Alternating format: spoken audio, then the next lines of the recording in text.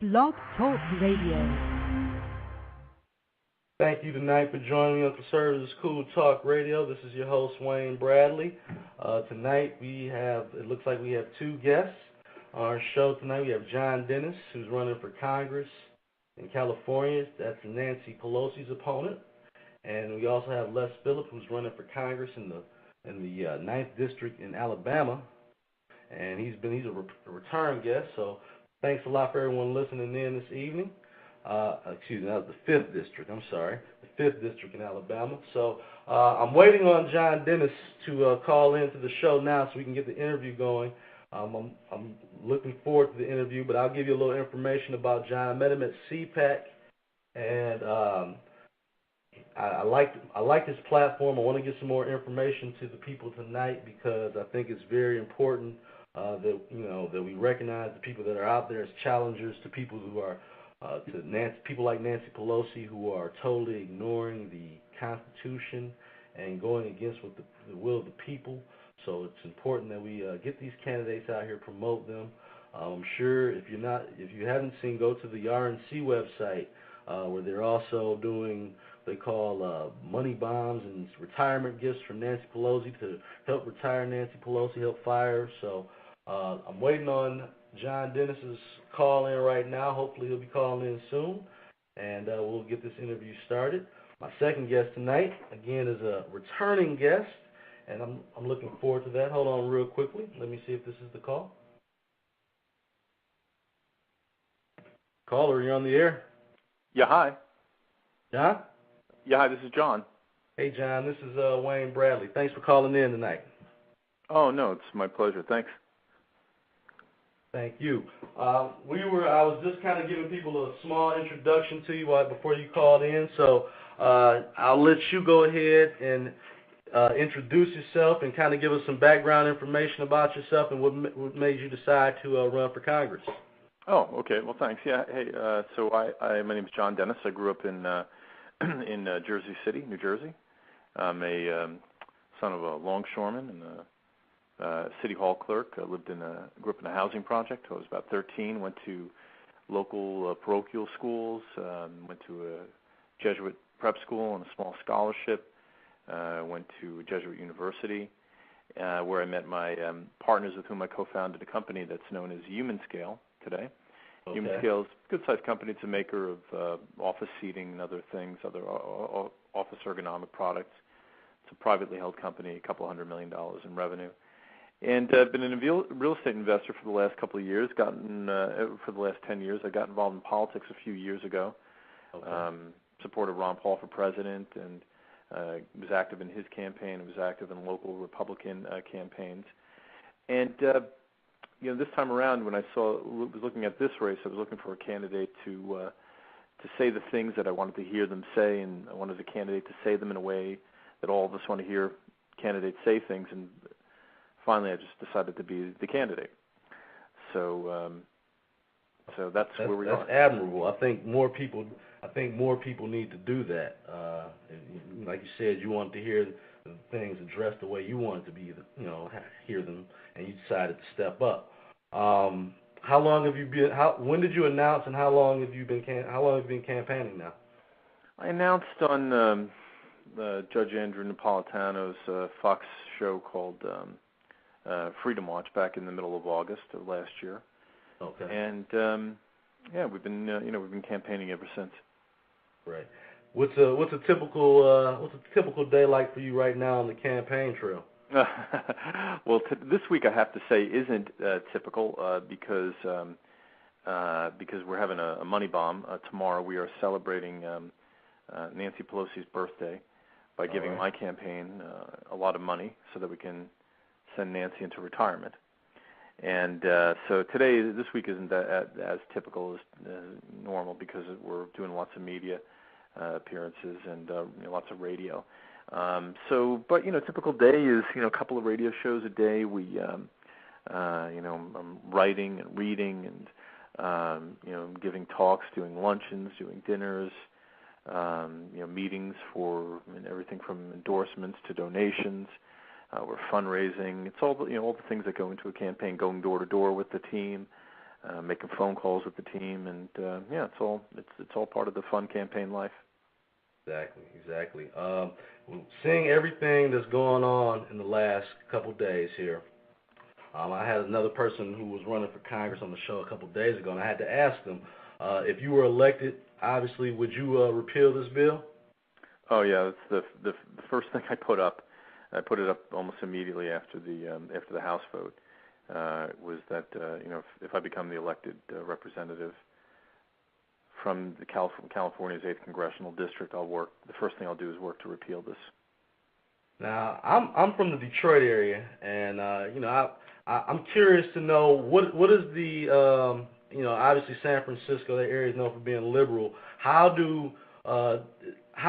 would you say the attitude is around there right now? Are they in a celebrating mood out there, or is it, like you said, maybe half and half? Or what are you seeing out there? I think that there's serious concern and trepidation. I mean, I think some of the more lost liberal elements of the city are rejoicing on the one hand, but folks who are who might be liberal but also might understand that there are limits to what the federal government can do, not just constitutionally but also fiscally. I think they're nervous. They should be. This is a game changer. This changes everything about the republic. It's an overhead and a burden on American society and American business that's going to make it difficult for us to dig out of the hole that we've dug for ourselves, and not to mention the fact that government is now going to be responsible for rationing out health care. Right.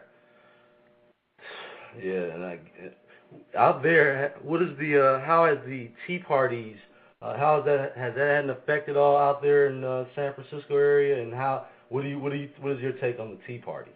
Yeah, well, the Tea Parties are, you'd be surprised, very active. We get some big ones. In fact, on April 15th, I'll be at a couple of them.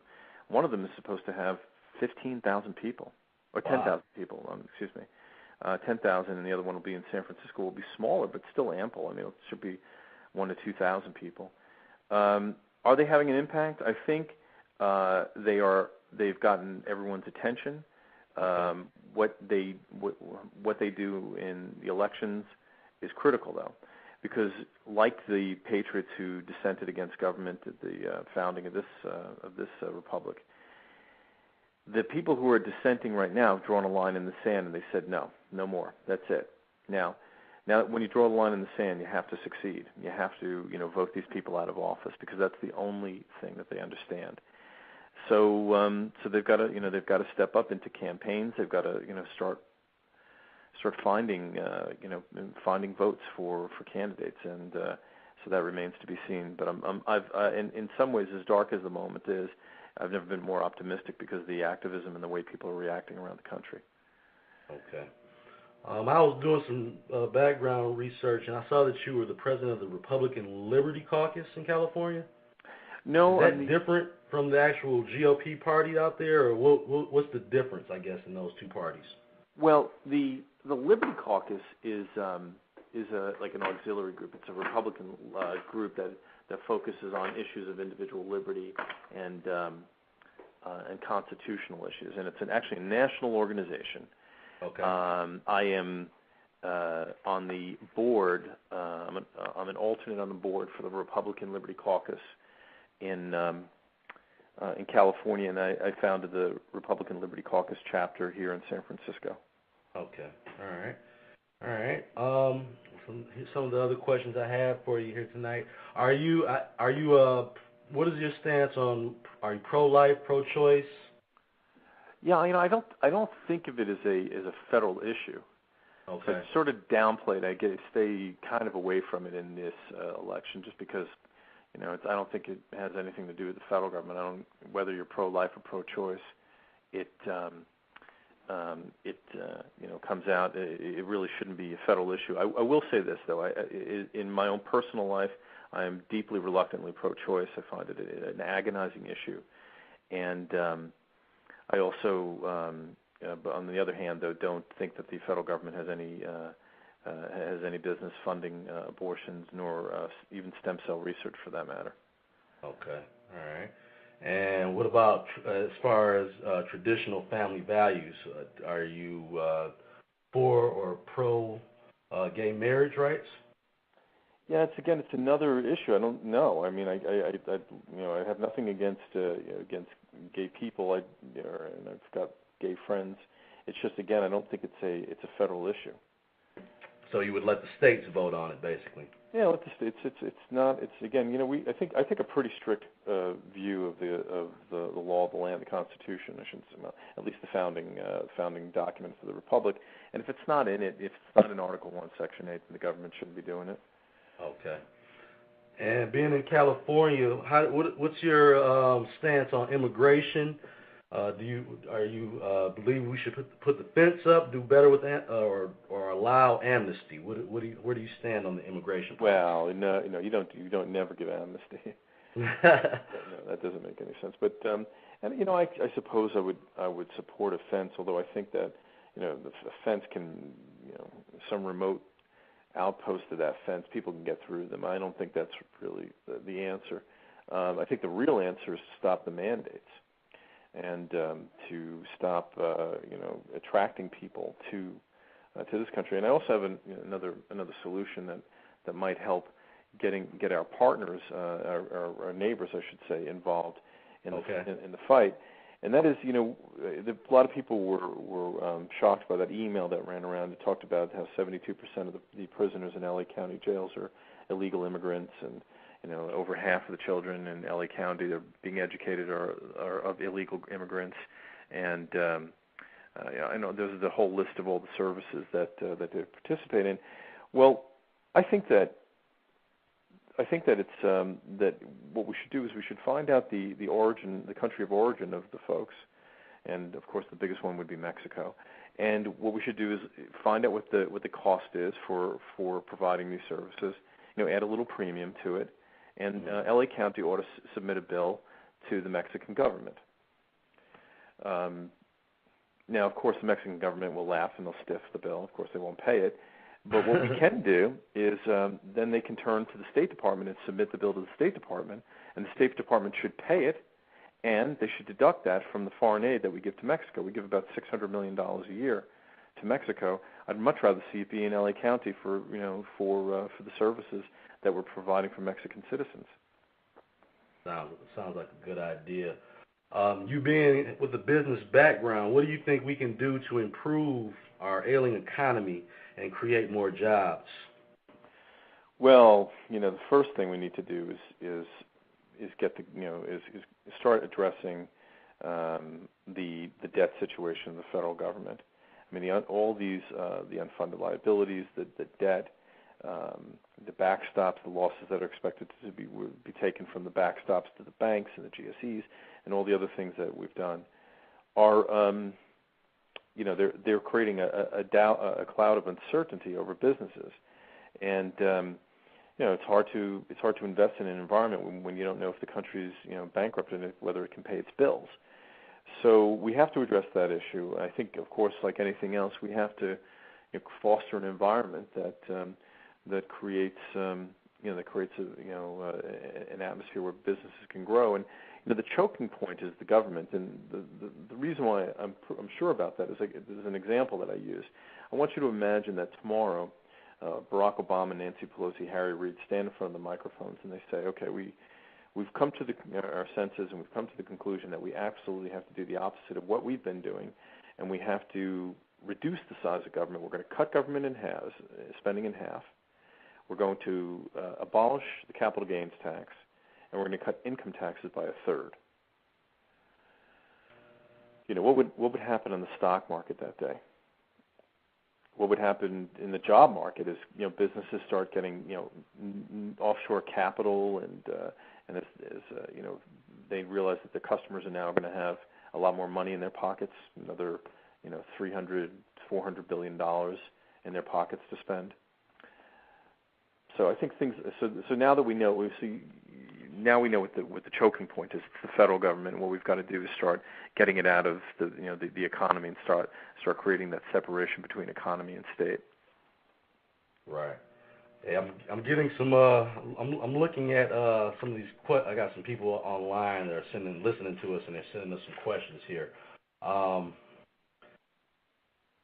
think I guess I got some guys out in California, and they really want to know, I guess, on your stance, because I guess we're listening for traditional family values and that sort of thing, and they really want to know your stance is strictly is a state issue, and that I guess they want you to take a stand on one of the two. Do you strictly leave it as a state issue, just so we can clarify that for the people that are sending me? What is the state issue?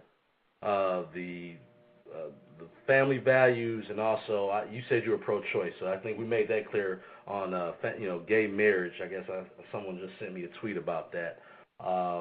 Your stance is that would be a state issue, right? I'm sorry, I just get a lot of people. Yeah, no, I'm sure you're getting inundated.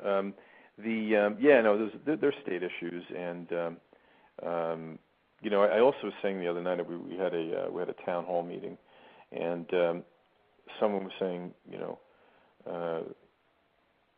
most people would, gay people want to live with each other and they want to, make a commitment. I don't think anybody, holds that against them. That's their prerogative. It's just when you start talking about his marriage, that's going to get a lot of, especially in particular Christian people. They're not going. That's not the same as you saying living together and then getting married. I guess that's the.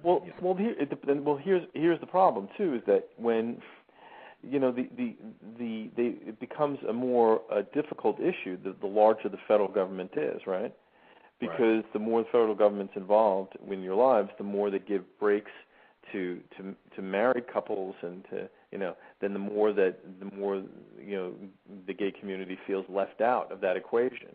Well, if you make a much smaller government that doesn't have to give so many tax credits, when you have constitutional revenue sources, then gay marriage becomes a lot less of an issue. But there are things that people in the gay community feel like they're being left out on because of who they are. And again, I just don't think it's a federal issue, so I can't get in the middle of that. But I understand. I understand that.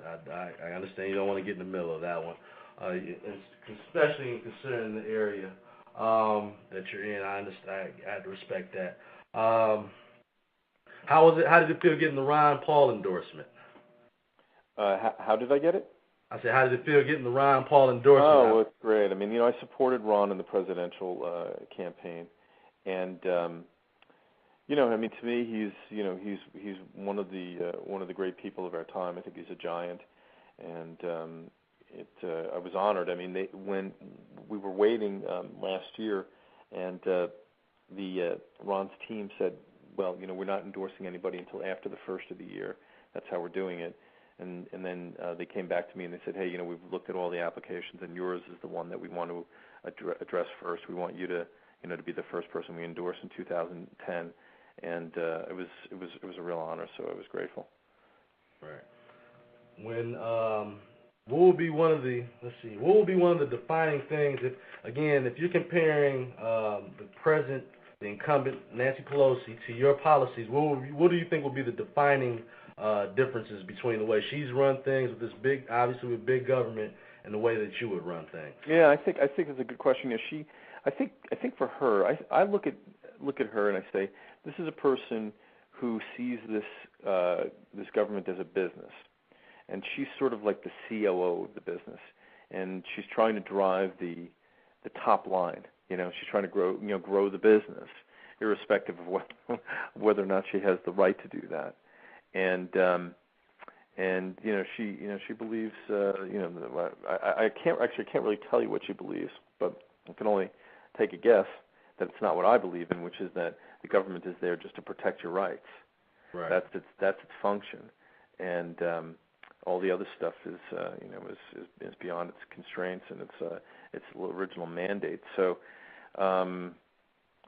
we're diametrically opposed to one another. That's what I think makes this campaign so interesting, and it's not just a Republican challenger. It's a specific type of Republican challenger that's really committed to individual liberty, and I think it's one of the reasons why our website is so popular. We John Dennis 2010. There are 13,000 campaigns going on in America.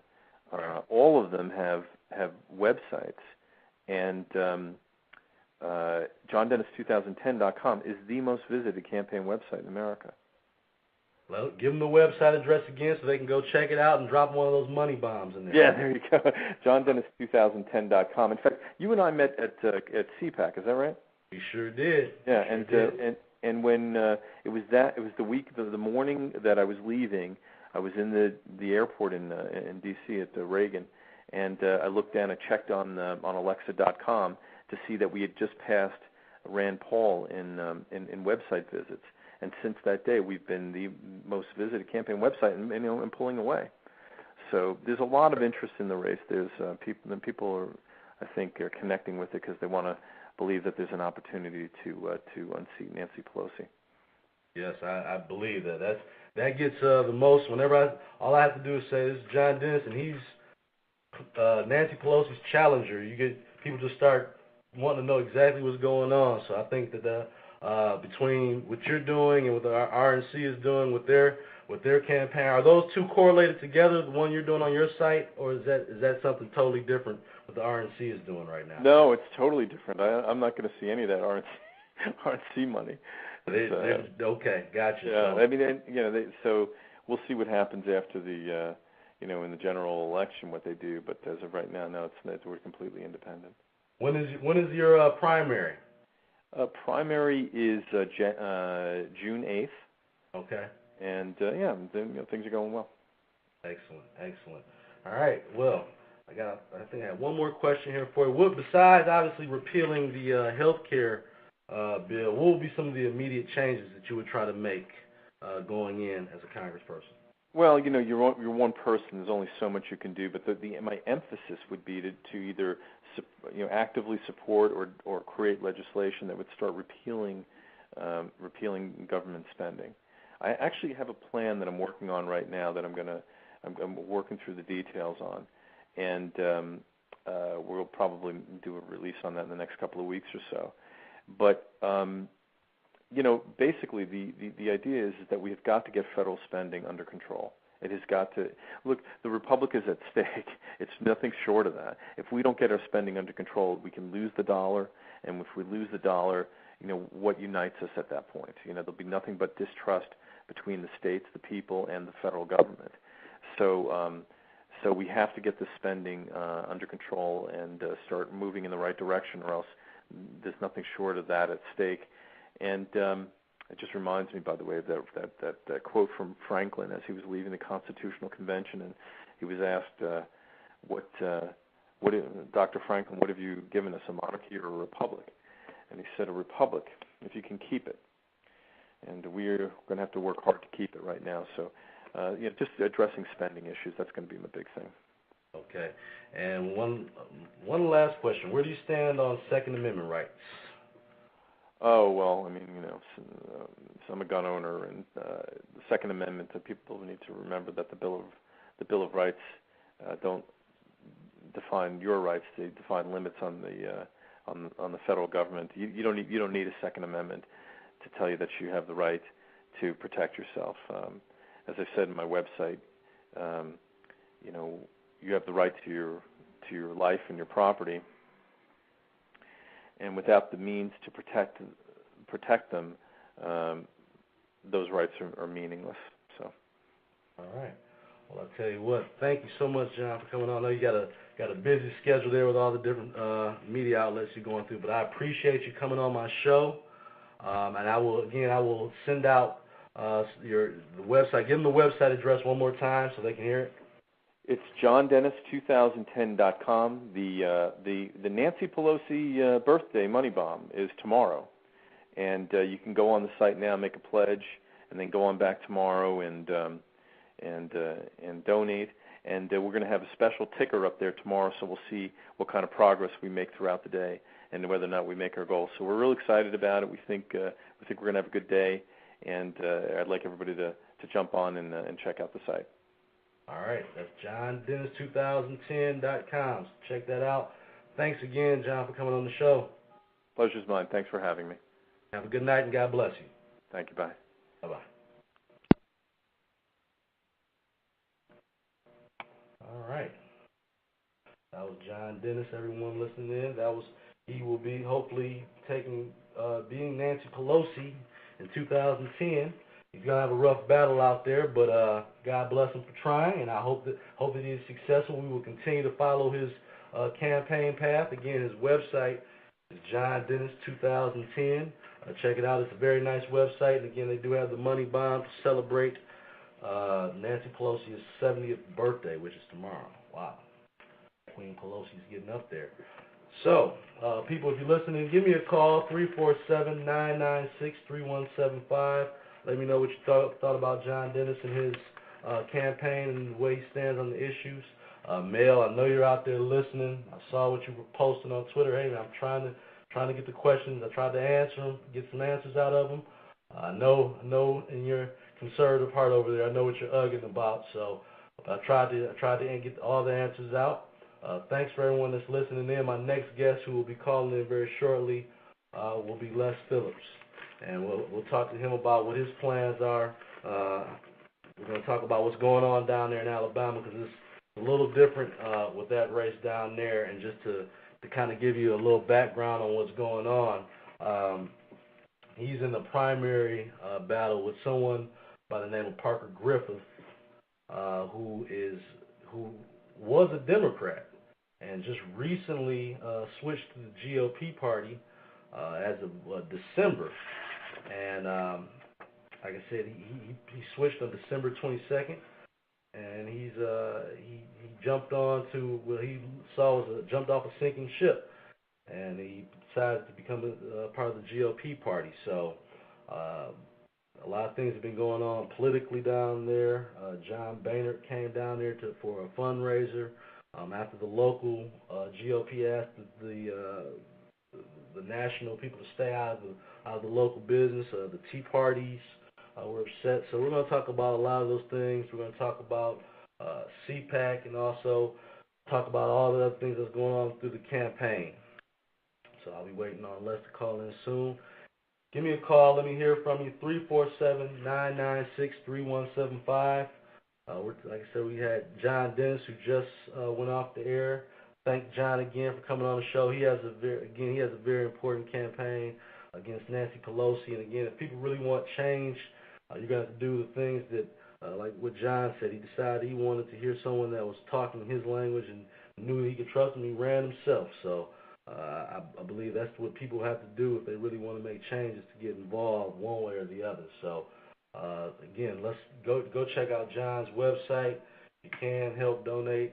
Again, this is he's challenging Nancy Pelosi. So let's see, Les is coming on soon. So I'm looking through my tweets, seeing if anybody has any questions here.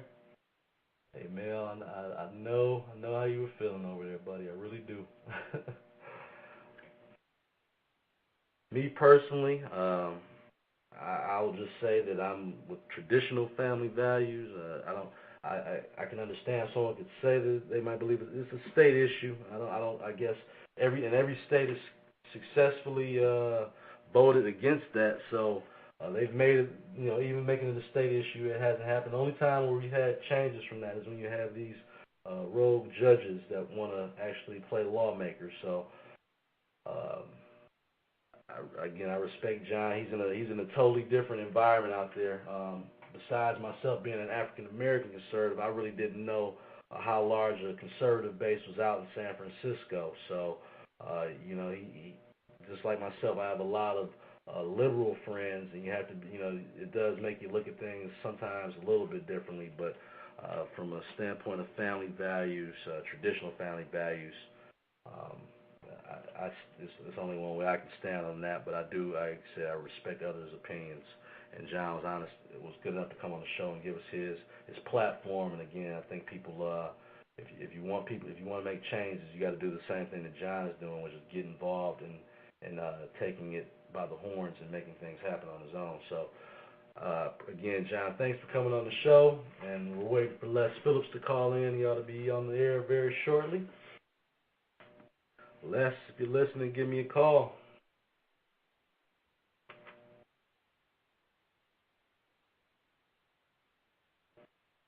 I suggest a lot of people do your again, do your research and look around.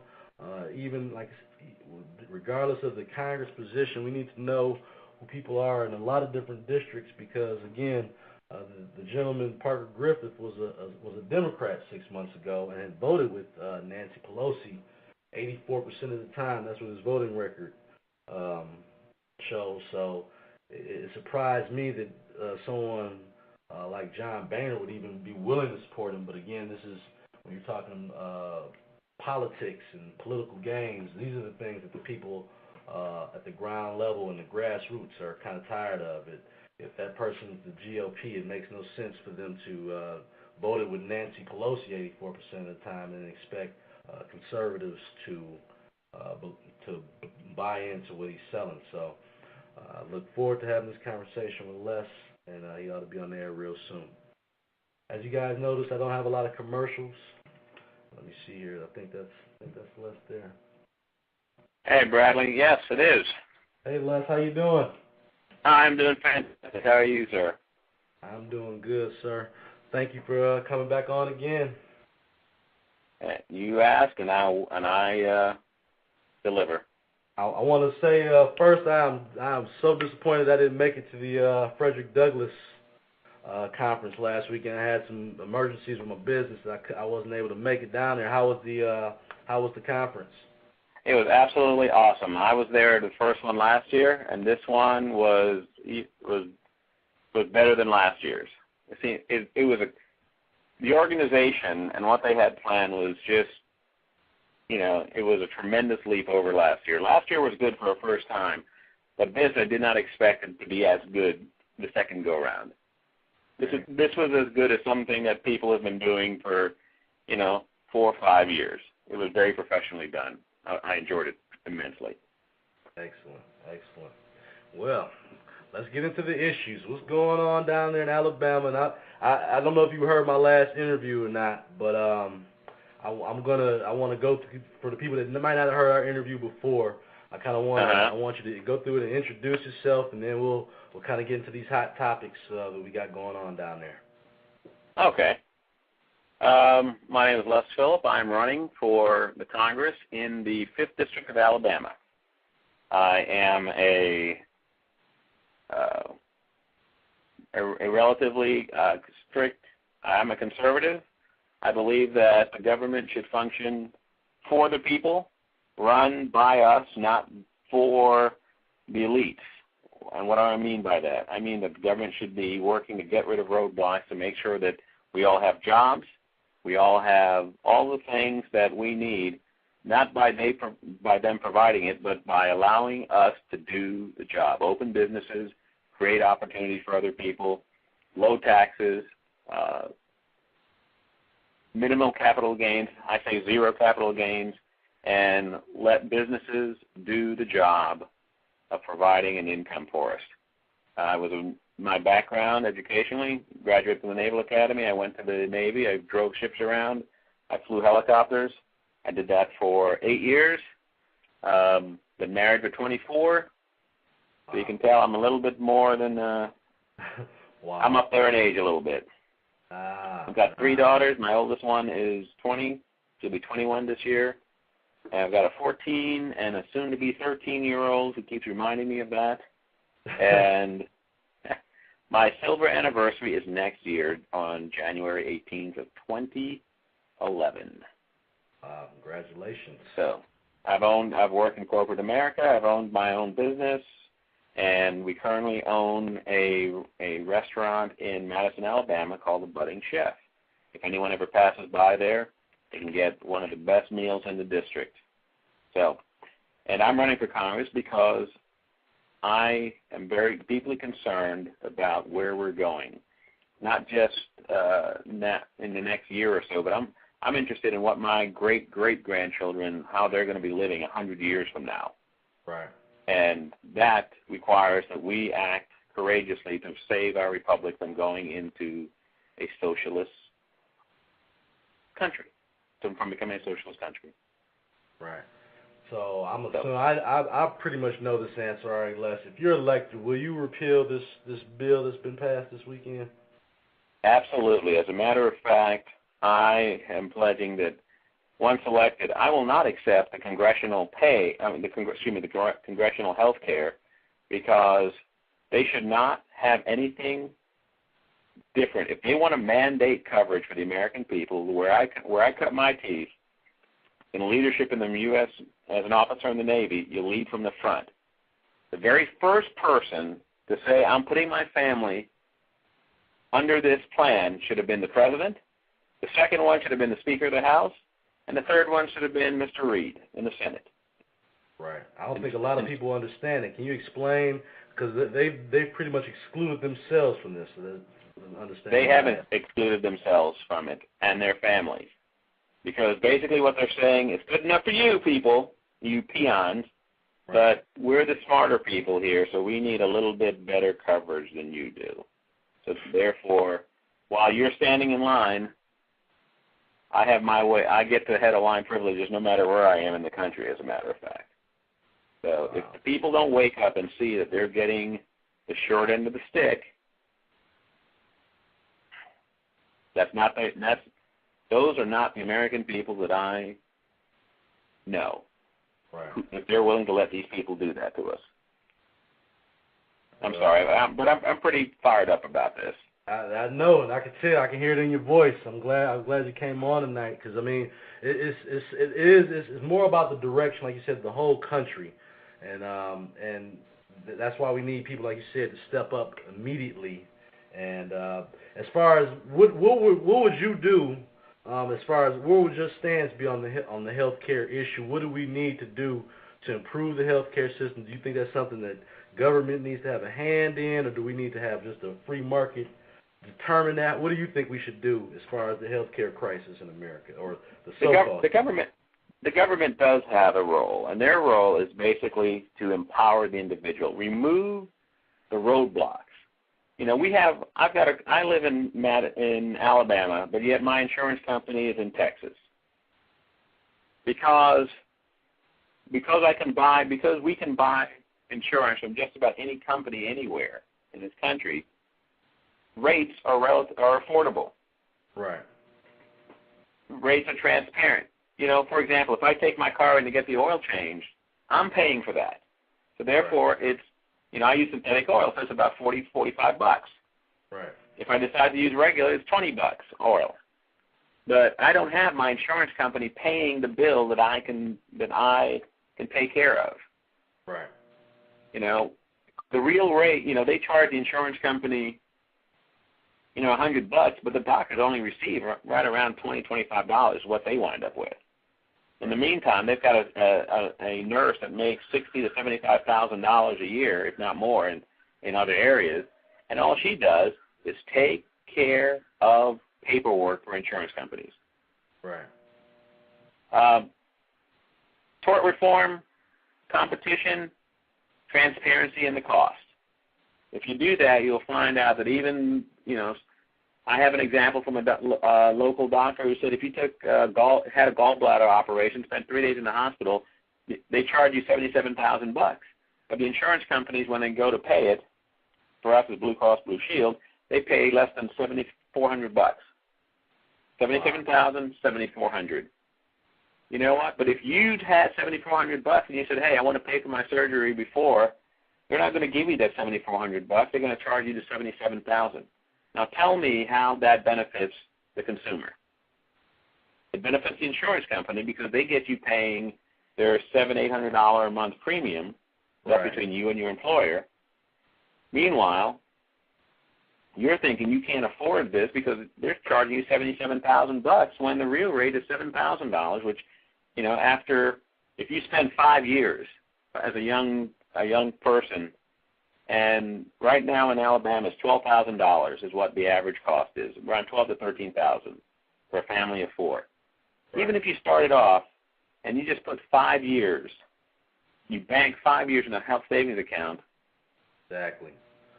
You've got more than enough money to handle almost every operation, because even if you have a major heart surgery that they say they're going to charge $250,000, your real cost of that is only about $25,000, $30,000. It's money that exchanges hands.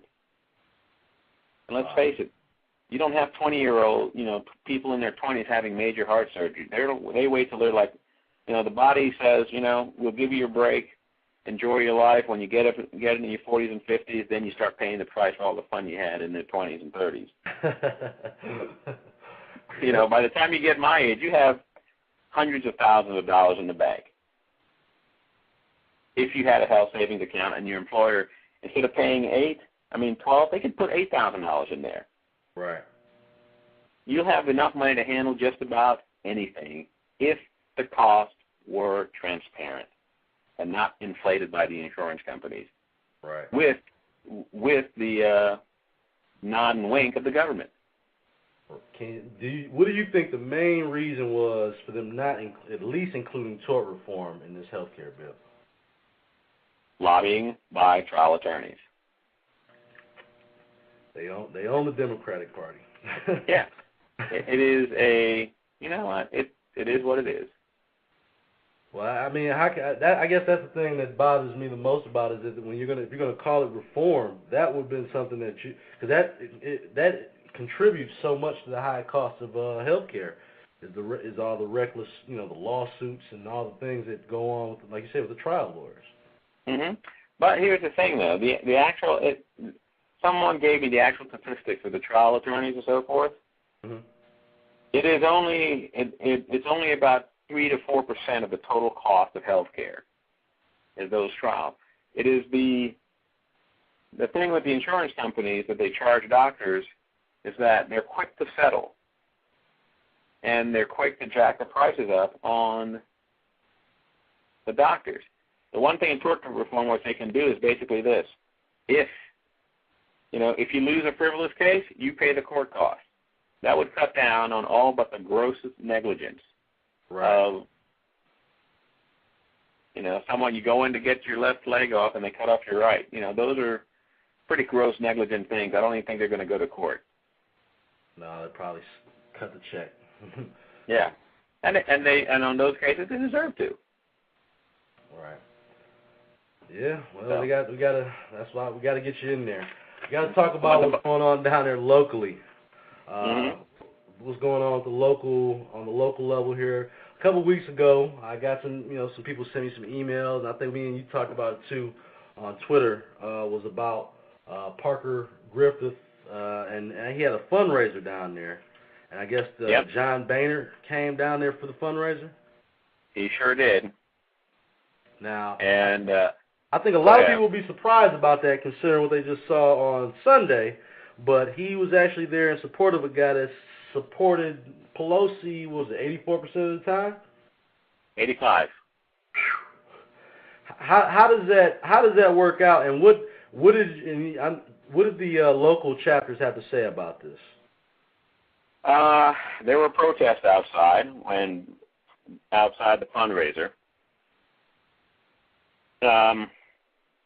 People were generally upset. The people who are interested now, who are paying attention. Right. But for a lot of other people, they're not even paying attention yet. But something of note that did happen when he said, "I'm here to endorse my friend Parker Griffin," he said Parker Griffin, not Parker Griffith. Okay. and he never said the RNCC did. He just said he was. It can be implied, but he never really said it. He never really, said the RNCC endorsed him. They made a deal with the devil, and they didn't check how much resistance was here in the district. Okay. And I think they're trying to make the best of a bad deal, but in the end, the voters will make that decision. It's not going to be a cakewalk for him by any stretch of the imagination. So, he has not been showing up to many Republican events. He's keeping low. He's showing up at very specific things.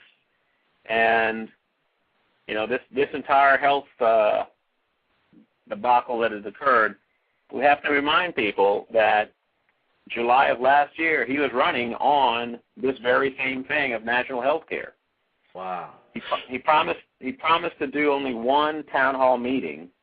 I did one at the Heart Surgical Center here in town Mm-hmm. The very next day, instead of doing just one out in the Union Shop in the Shoals, in the paper, his manager said that he's going to do 5 more in the district. Well, when he did those 5, he found there were a lot of resistance. So I will claim kind of the credit for him coming to the right side of the force, you could say, of eventually voting against it. But again, it goes back to leadership.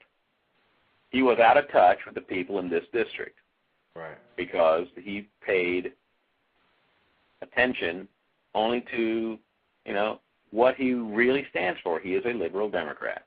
He ran on that single-payer health care system in 2006. How did he reconcile that within the Republican Party? I guess that's what I'm, as a conservative myself, I'm trying to understand how could he come into something, an event, and within the last 6 months he was riding with Nancy Pelosi. How does that play over with real conservatives down there in that region? Not very well. I'm getting mad just thinking about it myself, to be honest. Just the idea that, because I'm supposed to believe that you're now going to vote. And he didn't vote for he voted against the bill, obviously. But he was going to vote for it last year at this time. He was for it. So, yes. Wow. As a matter of fact, when he was asked this question, where is health care in the Constitution, he said, we're beyond that. It's like toothpaste out of a tube. You can't put it back in. He's a real progressive. We're beyond the Constitution now. That's his stance. And so he's a true progressive. He thinks we're beyond that. Yeah, but he's changed his tune since he swapped. Wow. So. Well, we gotta keep abreast of that situation. What else has been going on down there? What events do you have coming up soon? Right now, we're in the process of doing many small parties. Not small parties, I should say. We're meeting in homes. We're putting up signs throughout the district. We have some events going on. As a matter of fact, this weekend there is a event I like to call Guns and Barbecue. We're going to go out shooting some little guns, exercising our Second Amendment rights, and having some barbecue, and we're just going to chill out and talk. Now that sounds like fun. That sounds like fun right there. All right. Well, give everybody the website address so they can check. Go to your campaign website and obviously help out. Because like I said, we need real conservatives, real leaders in there. And I definitely think you would fit that bill. So give them your website address. www.lesphillip.com, no S.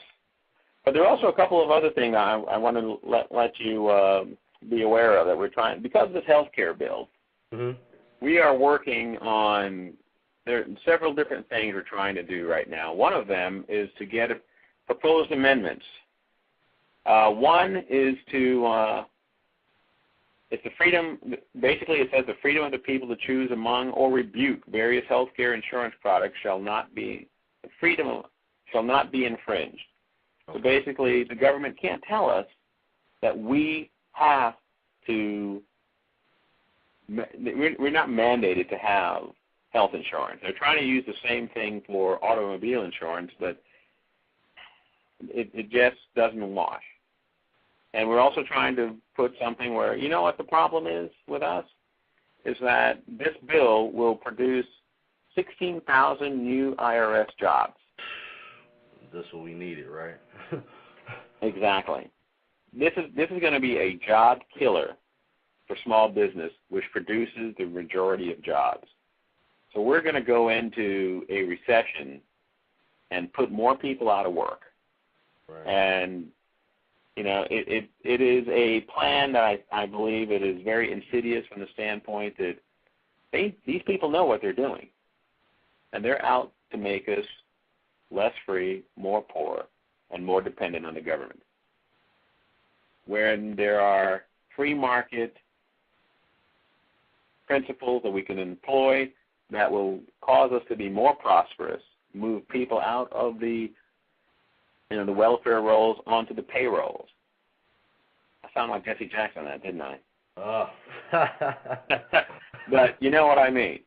I know what you mean. So we're going to be doing a money bomb in the next couple of weeks. So I'd like people to, just keep stopping by, and if they'd like to help, I would appreciate any and all help, because this is going to be a tough race, even though we have a party flipper and we have someone else who's been in government for the last 27 years. And, I've come to believe that anyone who's been in the government for the last 27 years, especially in an elected position, they're loafing. If you haven't been able to do anything great within the first few years, you're not going to pull it off year 28, 29, or 30. You have become part of the problem. Oh, yeah, they're cruise control at that point. They're not doing anything extra at that point. They're looking for another government handout in the form of a retirement plan. Right. And that's one of the things we need to get rid of also. I totally agree with that. Anybody that can say if they haven't been there, if they haven't made the changes at this point, it's probably not going to happen. And again, it just seems to me that we have too many people right now that are in those positions that definitely we need some changes in there. I also noticed that you guys did have one person in Alabama that it sounded like they had a little sense on this issue, but is it because he's running for governor that he made that decision? You talking about Artur? Yes. Yeah. Is that the only reason he didn't vote for it? Because I was very surprised to see that anybody from the Democratic side, and on top of that, I guess he in Alabama, he just decided, he said it was the people of Alabama could respect his decision. I guess he's running for governor. Maybe that affected that a little bit more. Well, even the other Democrat, I think it was Bobby Bright, he voted along the same lines too. The entire Alabama delegation voted against it. Hey, Les, I think we have a caller here, and it's someone from your area code. So I'm gonna bring him in for a call. Okay. Okay. Hello. Caller, are you here? Yes, this is Ruth Weir.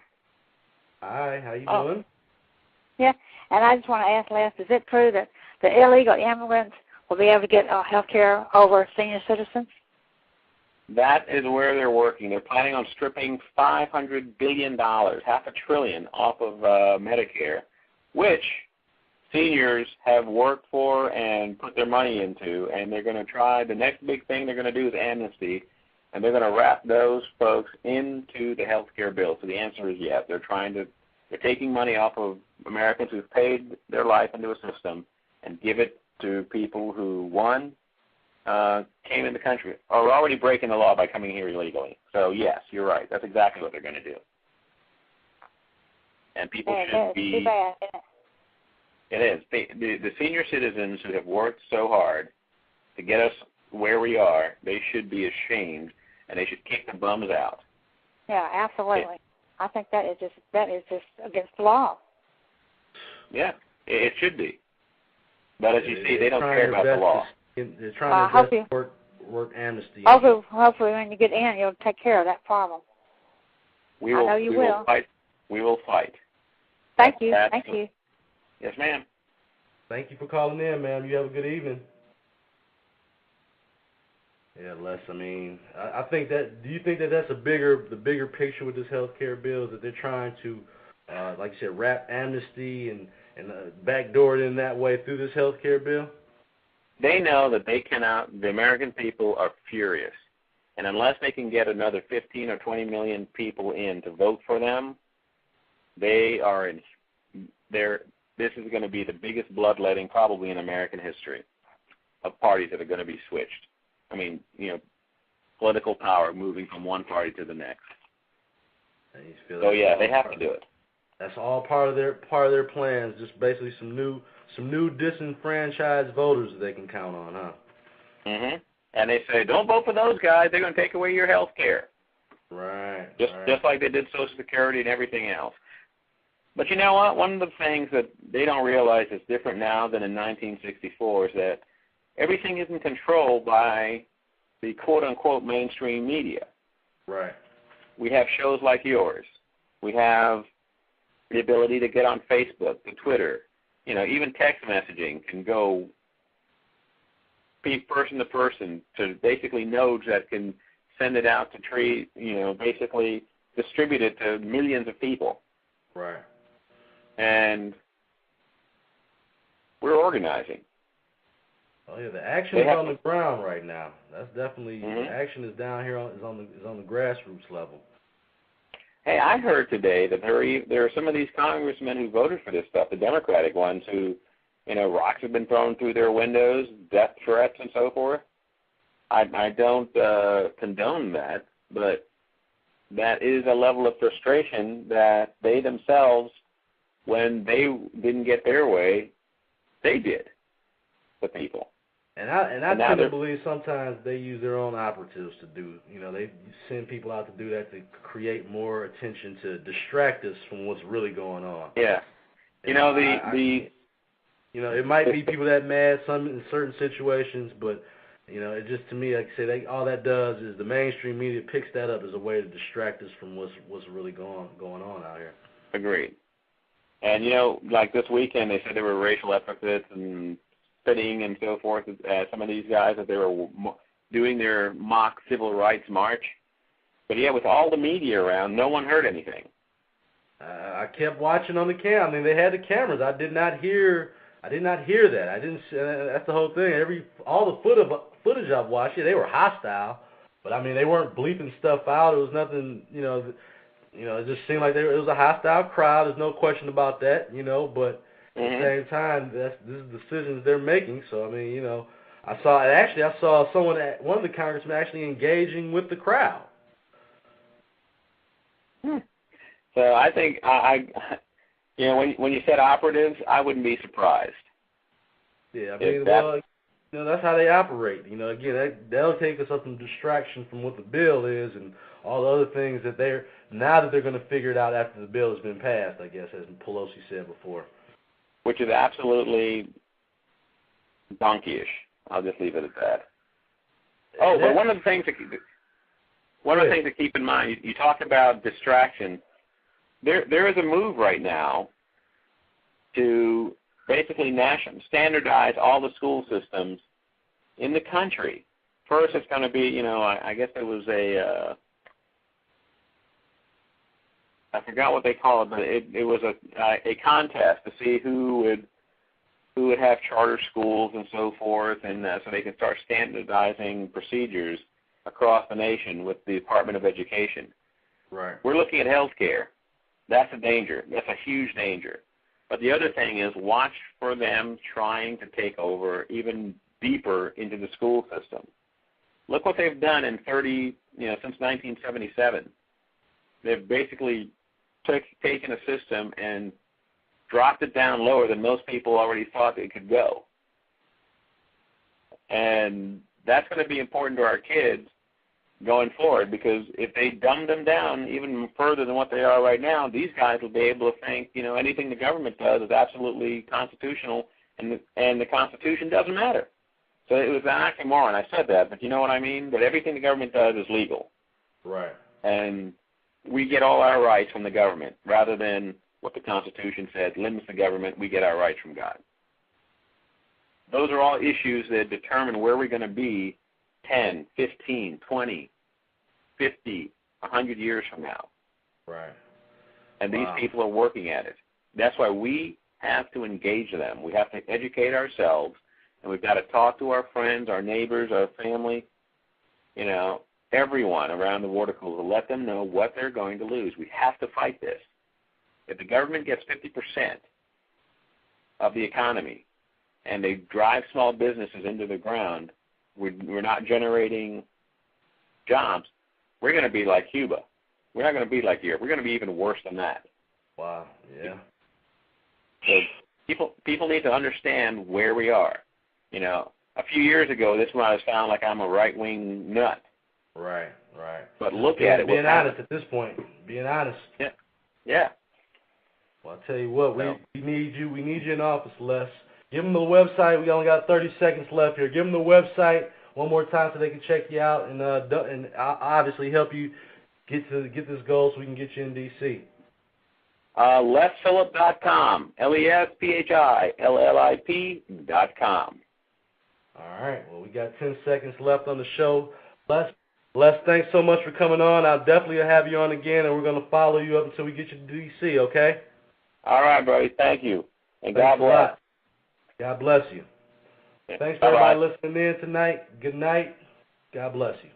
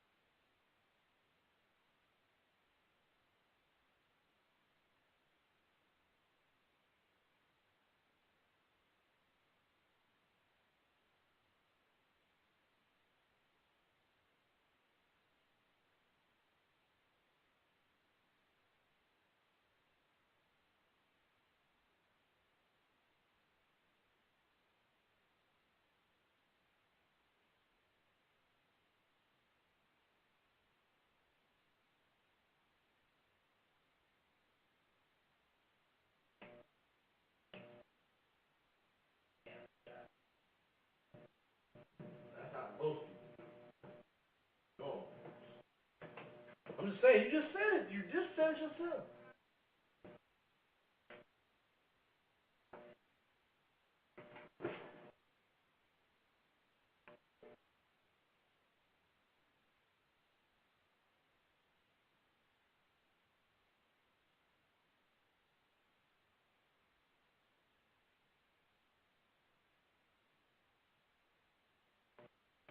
$13.98. Woo!